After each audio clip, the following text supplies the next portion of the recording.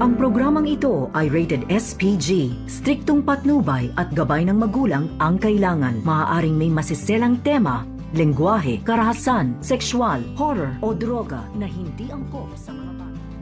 Unti-unti na ngang matutuklasan dito ni Annalyn kung ano ba talaga ang ugnayan nila dito ni Doc Carlos at ni Zoe.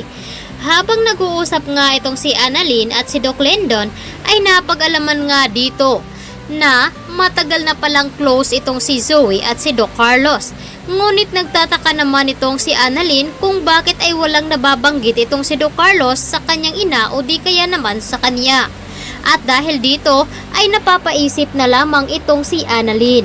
Ngunit hindi masabi-sabi dito ni Doc Lendon ang kanyang nalalaman dahil may malaki nga sikreto ang dalawa at hindi niya pwedeng sabihin dito dahil malaki ang utang na loob niya dito kay Doc Carlos gawa nung pagligtas sa kanyang buhay.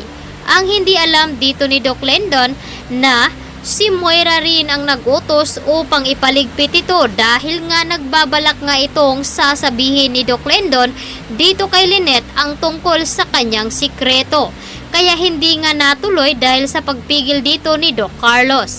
Samantalang, nakaplano na nga itong si Moira at si Baladja tungkol dito kay Lolo Pepe.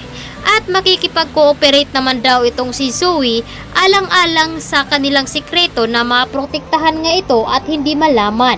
Agad naman sinabi at nagtanong si Baladja paano kung manglaban nga daw itong si Lolo Pepe at magtangkang tumakas. Agad na napagdesisyonan dito ni Moira na iligpit daw nila kapag ginawa nito iyon.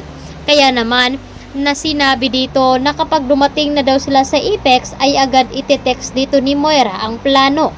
At doon na nga nila napagplanuhan ni Zoe na magpapanggap sila at sasabihin nila na kumontak nga sa kanila ang kidnapper at humihingi ng ransom na malaking amount. At dahil dito ay ililihis naman nila ni Zoe ang paniniwala dito ni Giselle at ni RJ. Ngunit matalino itong si Annalyn kaya hindi niya tatantanan itong si Zoe. Kaya ganoon na lamang ang galit dito ni Carlos kung bakit ay hindi nga daw pinipigilan dito ni Annalyn at sa kay Zoe. Kaya nakikiusap na rin itong si Annalyn at sinabi niya na kapag may tinatagong sikreto at kusa namang lalabas ito at hindi na lamang nakapagsalita itong si Carlos dahil totoo naman na may malaki siyang sikreto na tinatago dito kay na Lynette. Samantalang, doon naman sa mansyon nila ni Lynette ay pinipigilan nga niya itong si Regan at si Harry na ipinagtataka nila naman nilang dalawa. Kaya ang ginawa na lamang dito ni Lynette ay pumayag na lamang ito na umalis itong si Harry at Regan. Ngunit bago pa man nakaalis sa mga ito ay niyakap niya muna itong si Regan at si Harry at doon niya inilagay sa bulsa nito ang sulat na nakalagay nga dito na tulong.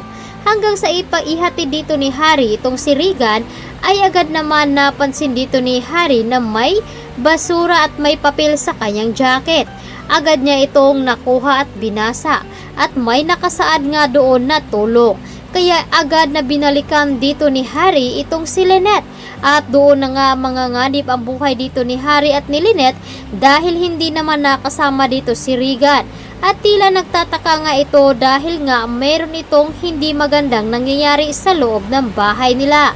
Kaya ito ang dapat nating aabangan bukas dito lamang sa Abot Kamay na Pangarap.